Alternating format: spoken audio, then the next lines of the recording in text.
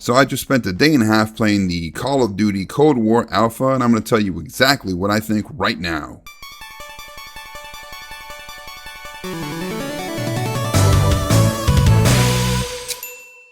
I'm going to start out with the most important thing, and that's gunplay. Modern Warfare, The Last of Us 2, Destiny 2, they've all spoiled me because in all three of these games, the gunplay is heavy, it's impactful, you get force feedback, it rocks your controller, you've got great sound design, you've got hit indicators, you've got debris, you've got body parts flying off, you've got these precision controls, and it just feels visceral as shit. The gunplay in all of those games is fantastic, and that's why the gunplay in Cold War feels like crap. The weapons in Cold War have no weight, they don't buck when you pull the trigger, the recoil is so flat, they're quiet, the animations are weak, the impact of the guns and how it affects the other players is very meh.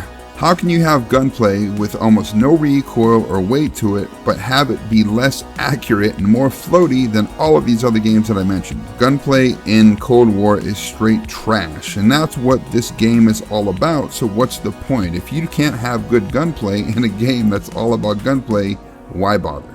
So apparently Treyarch is now saying that they buffed these sniper rifles intentionally for the alpha to test them out. I don't really think that's true. I think the weapons just aren't balanced, and the snipers in the game were really abusing it and really cheesing it up on these bigger maps. Let's talk about the Gunsmith. Yes, the Gunsmith is back, and it gives you more accurate readouts of what your weapon attachments will do this time. In Warzone it was very vague. It just said, more recoil or whatever, faster speeds. In this one it actually gives you percentages, which is nice. So it'll give you a pretty good idea of how your weapon's going to behave after you've added all these different attachments. Although I do like the fact that they have the Gunfighter wildcard, which lets you add up to 8 attachments at a time on your weapon. So on to the graphics and the sound. We'll start with the graphics. There is crazy popping throughout the levels, even after it's loaded for a while, which is really surprising. Again, I know it's alpha, but I mean, if we're going off of first impressions, this is not doing it. On a lot of stuff, you've got fuzzy edges, the textures aren't quite there, the animations are really choppy, and they're just not very smooth. They're not nearly as good as Warzone. So graphically, this game is a complete step back from Warzone and from Modern Warfare. The sound also really disappoints. Everything is really quiet. The levels just sound dead. There's no ambient sound whatsoever. It's really weird.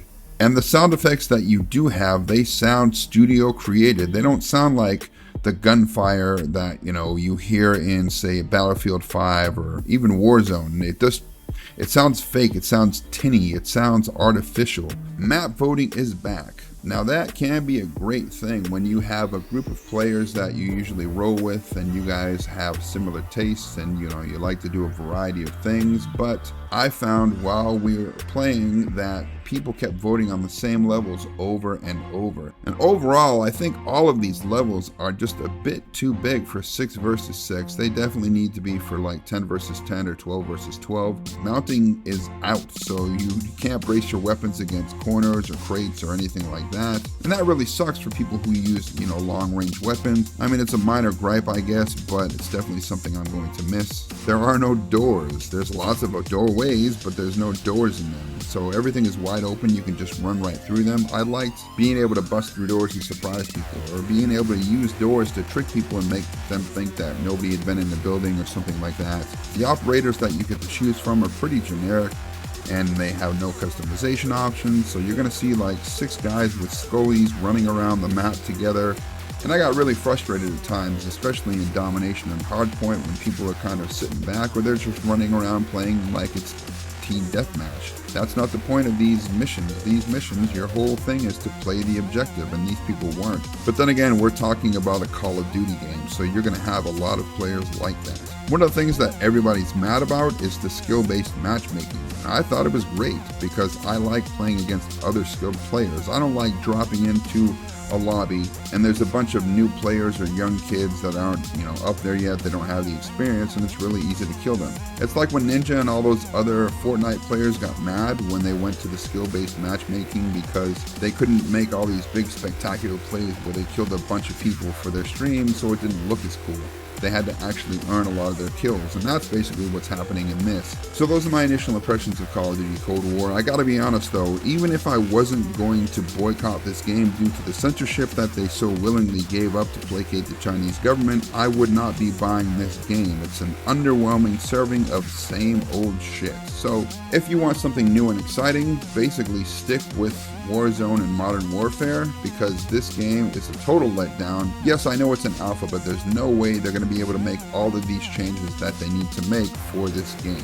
So with all that being said, I'm giving this game a 5 out of 10. Do not buy.